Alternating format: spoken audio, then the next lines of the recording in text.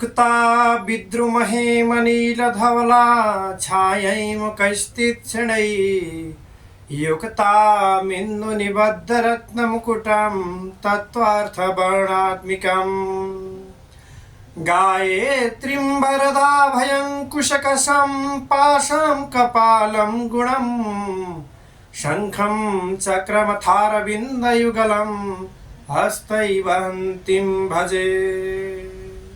त्रिशूलधारिणी भगवती माता गायत्री का श्री चरण में कोटि नमन टक्राउँदै, विघ्नहर्ता गणेश जी का श्री चरण में कोटि कोटि नमन टक्राउँदै, परमादरणीय श्रद्धालु भक्तजनहरुमा हृदयदेखि नै भगवत स्वरूप नमन टक्राउँदै भगवती श्री स्वस्तानी माता को गाथा चरित्र अमृतमय कथा आज हामी सप्तम अध्याय श्रवण गर्नेछौं। त्यस पूर्व भक्त सज्जन हामीले पुष्पाञ्जली सर्वप्रथममा पुष्पाञ्जली गरौं। पुष्पाञ्जली सर्वप्रथममा श्रवण गरौं। यं ब्रह्मा वरुणेन्द्र रुद्र मरुत तुन्वन्ति दिव्यस्तवै वेदै साङ्गपदा कर्मोपनिषदै गायन्ति यन् सामगाम् ध्यानावस्थितगतेन मनसा पश्यन्ति यन् योगिनो यस्यन्तन्न विदुःसुरासुरगणा देवाय तस्मै नमः। श्रीमन् चन्दन चर्चितो जोलबभूष शुगलाम्बरा मल्लिका मालालंकृत कुंडला परविलसन मुक्तावली शोभिता सर्वज्ञान निदान पुस्तक धरा रुद्राक्ष मालाकरा वाग्देवी वदनाम्बुजे वसतु मे त्रैलोक्य माता चिरम् मूकं करोति वाचालं पंगुं लंघयते गिरिं यत्कृपातमहं वन्दे परमानन्दमाधवम्। नमो भगवते तस्मै व्यासाय मिततेजसे यस्य प्रसाददच्छामि नारायण कथामिमं। नारायण नमस्कृत्यं नरं चैव नरोत्तमं देवीं सरस्वतीं व्यासं ततो जयमुदीरये। समस्त भक्तजनहरूले पुष्पाञ्जली पुस्तकमा अर्पण गरेर नमन टक्राउँदै अब एकचित्त भएर आज सप्तम अध्याय श्री स्वस्तानी भगवती को गाथा चरित्र अमृतमय कथालाई श्रवण गरौं। भक्त सज्जन श्री गणेशाय नमः, श्री सरस्वत्यै नमः, श्री गुरवे नमः। कुमारजी आज्ञा गर्नुहुन्छ हे अगस्त्य मुनि। सती देवीले त्यसरी प्राण त्यागेको देखेर देवता यक्ष गन्धर्व किन्नर नाग दैत्य र ऋषि मुनि सबैले अहो सारै अनर्थ भयो भन्दै आश्रय अचम्म माने। उसै बेला अकस्मात आँधी चलेर धुलो उडी सारा आकाश ढाक्यो र विपरीत हावा चल्न लाग्यो। जसरी बिना बादलकै मेघ गर्जन लाग्यो। यज्ञमा उपस्थित सबै देवता यक्ष गन्धर्व किन्नर दैत्य नागहरू धुलो उडेर आँखामा परि हेर्न असमर्थ भए। वायुको वेगमा अडिन नसकी भूमिमा घोप्टिए। वायुको त्यो उग्र वेगले कतिलाई उडाएर लग्यो, कति भूमिमा पछारिए, कति रुन कराउन लागे। त्यसुरीमा परेर कतिको हात भाँचियो, कतिको खुट्टा मर्कियो, कतिले भूमिमा टाउकोले टेक्न पुगे, कतिको मुख भूमिमा घोटिएर माटो खान लागे। उठ्न असमर्थ भएको जानिकन जति पनि व्यक्तिहरू त्यसरी त्यो निर्मम अवस्थामा पुगेका थिए सबै रुन कराउन लागे। अहो रक्षा गर, कतिले रक्षा गर मरे बचाओ भन्न लागे। यस्ता प्रकारले यज्ञमा उत्पात भएको केही बेरपछि हुरीको वेग कम भयो र दक्ष प्रजापतिले चिन्ता गरी सबै छोरी ज्वाइँलाई न डराओ डराउनु पर्दैन भनिकन सान्त्वना दिँदा भए।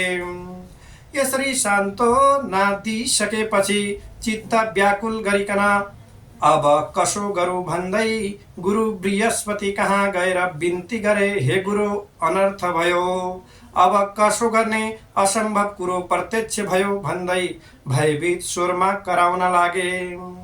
त्यसै बेला नारद नाम गरेका मुनिले सती देवीले अग्निकुण्डमा हाम फालिकन प्राण त्याग गरेको देखि हावाभन्दा पनि बेगले शीघ्र कैलाश नाम गरेको हो पुरीमा भगवान महादेवका चरणमा दण्डवत गरी उभिरहे। अनि हे नारद, हे बाबु, तिमी के भन्न आएका भन, किन मौन उभिएका छौ? यस्तो शङ्करजीको आज्ञा सुनिकन हात जोडेर नम्र स्वरमा बिन्ती गरे, हे ईश्वर, हजुरकी प्राण प्रिया सती देवी दक्ष प्रजापतिको यज्ञाग्निमा हाम फालेर प्राण त्याग्नुभयो। किनभने हे जगदीश्वर, हे करुणानिधे, पापिष्ट दक्षले हजुरलाई अनेक क्षुद्र वचनले हेला गरी निन्दा गरेको त्यो महादेव कहाँको देवता हो? त्यो त बौला हो। त्यसलाई नडाकेर मेरो के हुन सक्दछ? मेरा 33 कोटी छोरी ज्वाइँ र ब्रह्मा विष्णु आदि छँदैछन्, कस्तै भए पनि म त्यसलाई डाक्ने होइन इत्यादि अनेक दुर्वचन बोलेको सुन्दा सहन नसकी क्रोधयुक्त भएर भूमिमा लात्तले हानिकन यज्ञको परिक्रमा गरी त्यसैको पनि अर्थात् कुनै पनि व्यक्तिको मुख नहेरिकन केवल हजुरको नाम शिव शिव भन्दै यज्ञाग्निमा हाम फाली प्राण त्यागिन्। हे प्रभु, हजुरको डरले अग्निले देह दग्ध गर्न सकेको छैनन्, केवल प्राण छाडेर यज्ञ कुण्डमा शयन गरे झै सुतिरहनु भएको छ। हे ईश्वर, यही कुरा बिन्ती चढाउन आएको हुँ। हे चन्द्रमौले, अनर्थ भयो, अब के गर्ने? यति भनिकन नारदजी उभिरहे। नारद मुनिका कुरा सुनेर महादेवले आज्ञा भयो, हे मुने, तिमीले भनेको कुरा निश्चय सत्य हो कि होइन? शिवको वचन सुनिकन नारदले भने, हे जगदीश्वर, हजुरका सामु मिथ्या बोल्ने साहस अथवा शक्ति ममा छैन। ध्यान दृष्टिले हेर्नु भए सत्य सत्य ज्ञात हुनेछ।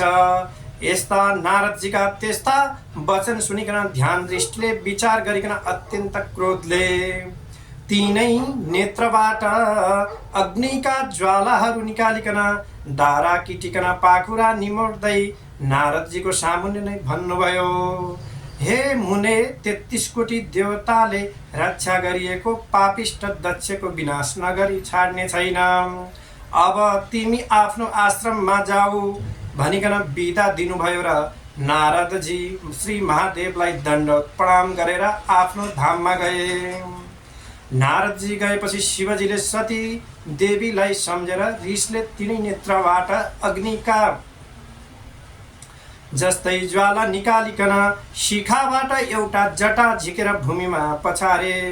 त्यसबाट मेघ गर्जे जस्तै चर्को शब्द गरिकन भयङ्कर 64 योगिनी र भूत प्रेत पिशाच पर्वतगणले सहित भएर महाकाली उत्पन्न भइन्। कस्ती महाकाली भने डरलाग्दो अनुहार भएकी, लामा लामा दारा निस्केकी, आकाश जस्तै पेट भएकी र बाघको छाला कम्बरमा बेरेकी, झाँक्रो फिंजेकी, हातमा भयङ्कर खड्ग लिएकी, कहिले हाँस्ने कहिले लामो जिब्रो निकाल्ने यस्ती भगवती महाकाली शिवजीको सामुन्ने उभिकन के कामले मेरो आराधना गर्नुभयो भनिकन बिन्ती गरिन्। अनि शशि शेखर महादेवले अघि झैँ अर्को जटा झिकेर भूमिमा पछारे। त्यसबाट पृथ्वी कम्पयमान पार्दै क्रोधित सिंह जसरी गर्जन्छ त्यस्तै ध्वनि निकाल्दै 1000 सूर्य जस्तै तेज भएका सम्पूर्ण शरीरमा खरानी घसेका, मुण्डमाला लगाएका, दायाँ हातमा त्रिशूल लिएका र बायाँ हातले डमरू बजाउने यस्ता भीषण मूर्ति भएका वीरभद्रले महादेवका अगाडि उभिएर बिन्ती गरे, हे शम्भो, हामीहरूलाई किन आराधना गर्नुभयो? तिनीहरूको यस्तो प्रार्थना सुनेर महादेवले आज्ञा भयो, हे वीरभद्र, महाकाली तिमीहरूलाई पापिष्ट दक्ष प्रजापतिको यज्ञ विध्वंस पारी उसको पनि संहार गरी दक्षका सहायक र संरक्षक देवताहरूको पनि संहार गरेर आओ भनिकन डाकेको हुँ। अब तिमीहरू नन्दी, भृङ्गी, 64 योगिनी, भूत प्रेत पिशाच समेत भई दक्षको यज्ञ विध्वंस गर्न तत्काल जाओ। श्री महादेवको यस्तो आज्ञा सुनि नन्दी, भृङ्गी, भूत प्रेत, योगिनी र पिशाच सहित भइकन मेघ गर्जे झैं सिमनाद गरी पृथ्वी कम्पित पारी साक्षात यमराज जसरी प्राणीको नाश गर्न हिँडे झैं क्रोधित भएर भगवान शिवजीको आज्ञा सिरोपर गरी कैलाश पर्वतबाट हिँडिकन तिनीहरूको चालामाला देखेर पृथ्वी मातालाई भार थाम्न कठिन पर्यो र थर काँपिन्। 7 समुद्रहरू छछल्किए, समस्त जीव त्राही त्राही भए। दक्षको यज्ञमा पनि अनेक किसिमका उत्पात हुन लागे। आकाशमा काग र गिद्ध मण्डलाकार गरी उड्दै कराउन थाले। स्यालहरू आँखा र मुखबाट आगोको ज्वाला निकाल्न र कराउन र दगुर्न लागे। रगतको वृष्टि भयो, विपरीत वायु चल्न लाग्यो। यस्तो उत्पात हुन लागेको देखिकन यज्ञ मण्डपमा बसेका सबै हाहाकार गर्दै यताउता भाग्न लागे। स्त्री, बालक, बुढाहरू भाग्न नसकिकन भूमिमा घोप्टिएर रुन कराउन चिच्याउन लागे। कोही अझ के हुने हो भनेर डराई त्राही त्राही हुन लागे। ठीक उसै बेला भगवान शिवजीको आज्ञा पाएर उन्मत्त भएका वीरभद्र र महाकाली, नन्दी, भृङ्गी आदि शिवका गणहरू जसरी मेघ गर्जे जस्तै गर्जदै हात्तीका बथानहरूमा सीमा पसे झैं दक्षका यज्ञमा पुगे र दक्षद्वारा डाकिए अर्थात् डाकिएका दक्षका कन्याहरू दक्षद्वारा जति पनि निमन्त्रणा पठाइएका डाकिएका देवता, यक्ष, गन्धर्व, किन्नर, नाग, दैत्य गणसित परस्पर जुधे। त्यो देखेर दक्षका कन्याहरू, देवकन्या, नागकन्या, ब्राह्मण, ऋषि, मुनि आदि सबै त्राही त्राही नारायण भन्दै रोई कराई 10 दिशातिर भाग्न लागे। कोही भाग्न नसकेर लडे, कसैको हात खुट्टा नै भाँचियो, कोही टाउकाको भरले पल्टेर माटो खान लागे। कति मूर्छा परि असहाय जस्तै भूमिमा लडिरहे। तर विष्णु प्रभृति देवता, यक्ष, गन्धर्व, किन्नर आदि सबैले दक्ष प्रजापतिको रक्षा गर्न शस्त्र अस्त्रहरू लिएर वीरभद्र महाकाली माथि प्रहार गर्न लागे। यसरी परस्पर घमासान संग्राम भयो। इन्द्रादि देवताहरूले कुन कुन शस्त्र अस्त्र प्रहार गरे भने इन्द्रास्त्र, अग्न्यास्त्र, दिव्यास्त्र, वरुणास्त्र, पाशुपतास्त्र, ब्रह्मास्त्र, तोमर, गदा, खड्ग र मुसल, नागपाश आदिले वीरभद्र, महाकाली र 64 योगिनी, भूत प्रेत, पर्वतगण र विषमजोर माथि प्रहार गरे। यस्ता तरहले आफूमाथि शस्त्र अस्त्र प्रहार गरेको देखेर वीरभद्रका गणहरूले पनि कठोर स्वरले गर्जेर दक्षका सैन्यभित्र पसिकन जति भेटे उतिको टाउको समाति निमोटी हात खुट्टा भाँचिकन मुट्कीले रगत छदाइकन देवताहरूको संहार गरे। उता महाकालीले प्रत्यक्ष काल जस्तै खड्ग लिकन वर्षाकालको प्रचण्ड मेघ गर्जे झैं गर्जी शिवनाद गर्दै मृगका फौजमा जसरी सिंह पसे झैं र सुकेको परालमा आगो लागे जस्तै गरी दक्षका सेनाको संहार गरिन्। वीरभद्र समेत नन्दी, भृङ्गी, 64 योगिनी, भूत प्रेत, पर्वतगण सहित भएर पिशाच पर्वतगण समेतले शत्रुतिरका कसैको शिर, कसैको हात खुट्टा छुट्याए। कसैलाई निमोठिकन रगत पिएर नाच्न लाग्दा भए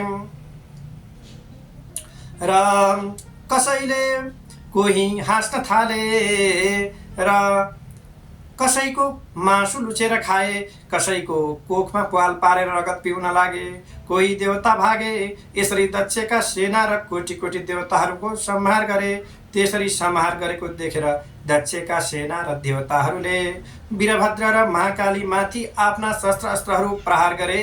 तर ती सम्पूर्ण शस्त्र अस्त्रहरू महाकालीको शिरमा छुनासाथ आफै भस्म भएर जान्थे। फेरि शिवगणहरू र महाकालीले दक्षका सैन्य र देवतागण यज्ञमा आएका धेरै वीरहरू मारिदिए। विषम ज्वरले पनि सबैका शरीरमा प्रवेश गरिकन अचेत पारिदिए। अनि वैकुण्ठका स्वामी श्री विष्णुले सम्पूर्ण देवता, यक्ष, गन्धर्व, किन्नर, दैत्य, नाग सहित दक्षका सबै सेना अचेत भएको देखेर आफ्नो देहमा शीत ज्वरो उत्पन्न गरेर सबैलाई सचेत गराए। फेरि अनेक शस्त्र अस्त्रहरू लिएर बत्तीमा जसरी पुतली गए झैँ वीरभद्र महाकाली माथि जाइ लागे। यसरी वीरभद्रले पनि त्रिशूल लिएर सिंहनाद गर्दै सुकेको खरमा आगो लगाए झैँ एक क्षणमै दक्षका सबै सेना काटिकन मारिदिए। तिनमा कसैको शिर छैन, कसैको हात छैन, कसैका खुट्टाहरू छैनन्। यस्तो स्थिति देखेर कोही रक्षा गर भन्दै भाग्न नसकिकन भूमिमा लडिरहे। यसरी सबै देवताको संहार गरी अन्य दैत्य दानवलाई समातिकन अग्निकुण्डमा होम्न लागे। वीरभद्रले त्यसरी दक्षका सेना, देवता, यक्ष, दानव, गन्धर्व, किन्नरहरूको नाश पारिकन यज्ञ समेत ध्वस्त पारिदिएको हेर्न नसकी भगवान श्री विष्णुले राता राता आँखा पारिकन नागले झैँ निश्वास फेर्दै प्रलय कालको अग्नि जस्तै भइकन बायाँ हातले पाञ्चजन्य नाम गरेको शङ्ख बजाई दाहिने हातले कौमोदकी गदा उठाइकन संहार कालका रुद्र जाइ लागे जस्तै वीरभद्रका सेनामाथि जाइ लागे। त्यो देखेर देवता, यक्ष, गन्धर्व, किन्नर, नागादि सबै दक्ष प्रजापतिका सेनामा जति पनि सेनाहरू थिए धन्य धन्य विष्णु तिम्रो जय कल्याण होस् भन्दै आफ्ना शस्त्र अस्त्रहरू लिएर विष्णुको सहायतामा लागेर कठोर युद्ध गरे। त्यस्तो देखेर महाकाली रिसले आगोको ज्वाला झैँ डरलाग्दो तेज प्रकट गरिकन खड्गली जाइ लागिन्। त्यो देखि भूत प्रेत पिशाच प्रमथगण डाकिनी साकिनी र 64 योगिनी सबै युद्ध गर्न लागे। जस्तै ठुलो हावा चल्नाले मेघ टुक्रा टुक्रा हुन्छ त्यस्तै दक्षका सेना, देवता, दैत्य, गन्धर्व, किन्नर, नाग आदि 10 दिशामा भागे। तब विष्णुले निर्धक्कसित वीरभद्रको छातीमा कौमुदकी नाम गरेको गदा प्रहार गरे। त्यो गदा वीरभद्रको छातीमा बज्रन गयो अनि ती मूर्छा परी भूमिमा ढले। फेरि विष्णुले नन्दी, भृङ्गी, 64 योगिनी, भूत प्रेत पिशाच पर्वत गणका उपर शङ्खको चर्को शब्दका साथमा शस्त्र अस्त्रहरू प्रहार गरे। त्यसरी भगवान विष्णुको प्रहारले कति लडी भूमिमा पल्टे, कति मूर्छा परे, कति भागे। त्यो देखेर दक्ष प्रजापतिका सेनाले धन्य धन्य विष्णु भनिकन स्तुति गरी पुष्प वृष्टि पनि गरे। तब विष्णुले पाञ्चजन्य शङ्ख बजाए। मूर्छा भइरहेका वीरभद्र महाकालीका कानमा देवता, यक्ष, गन्धर्व, किन्नर र दक्षका सेनाले शङ्कुल ध्वनि र धन्य धन्य विष्णु भनी स्तुति गरेको शब्द पर्यो र चेतना फर्क्यो। आफ्ना सैन्य कोही भूमिमा ढलेको, कोही भाग्न लागेका र कोही के कसो गरौँ भनी अन्योलमा परेको देखि अत्यन्त क्रोधित भई काल सदृश त्रिशूल लिकन विष्णुलाई लक्ष्य गरी बेगले प्रहार गरे। त्यो त्रिशूल विष्णुका छातीमा लाग्यो। त्यसको कष्ट सहन नसकी नवद्वारबाट रगतको धारा बगाइकन विष्णु भगवान मूर्छित अर्थात् मूर्छा परिकन ढल्नुभयो। उनी मूर्छित भएपछि वीरभद्रले प्रलय कालको मेघ झैं गर्जना गरिकन दक्षको सेरामाथि जाइ लागे। आफ्ना गण समेत मिलेर कोटि कोटि देवताहरूको सम्मान गरे। वीरभद्र गर्जेको शब्द उनका गणहरू नन्दी भृङ्गी प्रमथ गण समेतका कानमा पर्यो र बिउझी उभिएर हेर्दा रणभूमिमा विष्णु मूर्छा परेका र वीरभद्रले दक्ष सैन्य र देवताहरूको संहार गरेको देखेर धन्य धन्य वीरभद्र भनिकन आफ्ना शस्त्रास्त्रहरू लिएर दक्षको सैन्यमाथि जाइ लागे। त्यसरी अत्यन्त भयङ्कर युद्ध भयो। कस्तो युद्ध भने हेमुनी महाकाली र वीरभद्रले र उनका सेना समेत जाइ लागिकन अनि कसैको टुप्पी समातेर पछाडि खड्गले हानी मारे, कसैलाई मुड्कीले नै मारे। 64 योगिनीले पनि कतिलाई निमोठिकन मारेन्। कसैको काकीमा पाल पारेर रगत पिकन मारे, कसैलाई पक्री अग्निकुण्डमा होमिदिए। यस्ता प्रकारले देवता, यक्ष, गन्धर्व, दैत्य, किन्नरको नाश गरेर वीरभद्रका सैन्यले जय जय भनिकन कराएको शब्द मूर्छा परेका भगवान विष्णुको कानमा पर्यो र मूर्छाबाट उठेर हेर्दा वीरभद्र र महाकालीले एक विध्वंस पारी देवताहरू र दक्षका सैन्य समेत नाश गरेको देखि अत्यन्त क्रोधित भई राता राता आँखा पारेर, हे पापिष्ट, आज तेरो नाश गरेर दक्षको यज्ञ पूर्ण पारिकन सबै देवता, यक्ष, गन्धर्व, नागादि सबैलाई सन्तोष दिनेछु। आज एकादश रुद्र तेरो सहायक भएर आए पनि रक्षा गर्न सक्ने छैनन्। सम्पूर्ण दुष्टहरूको संहार गर्ने यो चक्र देखिस् भनिकन सुदर्शन चक्र देखाए। भगवान विष्णुले भनेको त्यस्तो क्षुद्र वचन सुनेर वीरभद्र रिसले चुर भई भन्दछन्, हे पापिष्ट विष्णु, सम्पूर्ण दुष्टको नाश गर्ने चक्र भनेर देखाइस्। तेरो पराक्रम माफिक त्यो चक्र मेरा उपर प्रहार गरेर हेर। मुखले भनेर मात्र केही हुन सक्दैन। यस्तो वीरभद्रको वचन सुनिकन भगवान विष्णु रिसाइकन वीरभद्रलाई ताकेर सुदर्शन नाम गरेको चक्र प्रहार गरे। त्यो चक्र अनेक सूर्यको जस्तै तेज र प्रलय कालको अर्थात् गर्जे झैं गर्जना गर्दै काल रुद्र नाश गर्न गए झैं गयो र त्यस्ता प्रकारले आएको त्यो चक्रलाई देखिकन नन्दी भृङ्गी भूत प्रेत 64 योगिनी परमत गण आदि शिवगण त्राही त्राही वीरभद्र महाकाली भनिकन उनका नगिचै गए। जस्तो समुद्र मन्थनमा कालकुट नाम गरेको विष निस्केर सबैलाई भस्म पार्न खोज्दा भगवान शिवले पान गर्नु भएको थियो, त्यस्तै त्यो चक्र आएको देखेर मुख बाइदिनाले वीरभद्रको मुखमा पर्यो र निल्न तयार भएको देखिकन अर्थात् विष्णुले चाँडो गरी वीरभद्रका मुखबाट सुदर्शन नाम गरेको चक्र झिकी त्यहाँबाट अन्तर्धान भई वैकुण्ठ जाँदा भए। इति श्री स्कन्द पुराणे केदार खण्डे माघ महात्म्ये कुमार अगस्त्य संवादे श्री स्वस्तानि परमेश्वर्यं व्रत कथायं दक्षसेना वधो नाम सप्तमो अध्याय।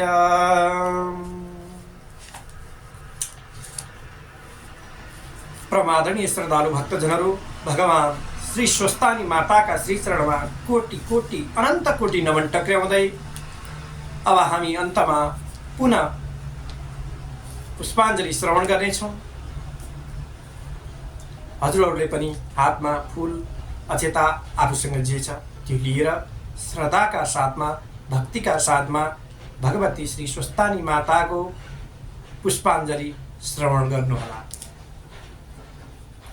उपनयतु मङ्गलम् ओ सकल जगन् मङ्गलालय श्रीमान् दिनकर किरण निबोधिता नवनलिन दलनी वेक्षण कृष्ण काले वृषतु पर्जन्या पृथिवी शशशालिनी देशोऽयं क्षोभरहितो ब्राह्मणा सन्तु निर्भया अपुत्रा पुत्रिणा सन्तु पुत्रिणा सन्तु पौत्रिणाम् निर्धना सदना सन्तु जीवन्तु शरदां शतम् तत्रैव गंगा यमुना च तत्र गोदावरी सिन्धु सरस्वती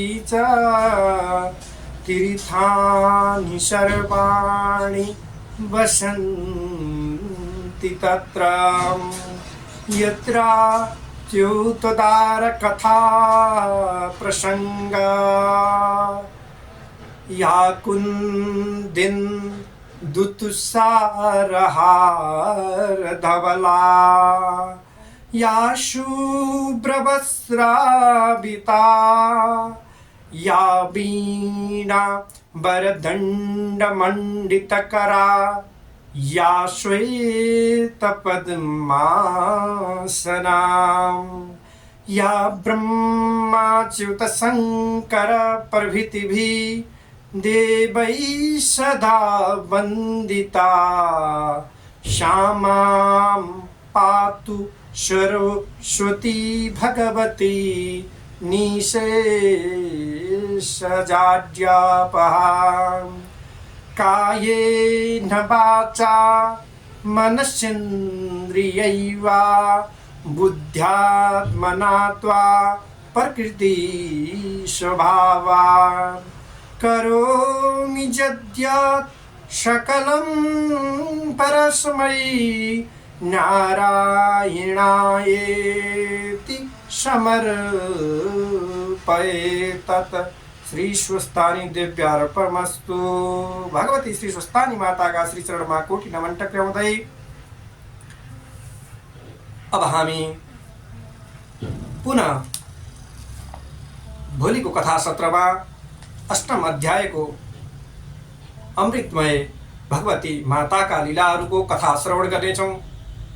त सज्जन, भगवती श्री स्वस्तानी माताले हजुरहरूको घर गृहमा सुख शान्ति छाउन्, रोग व्याधि कष्टहरू दुःख दरिद्रताहरू समस्त प्रकारका नराम्रा यावत तत्त्वहरूलाई दूर गरिदिउन्। हजुरहरूको जय होस्, मङ्गलमय होस्, शुभ होस्।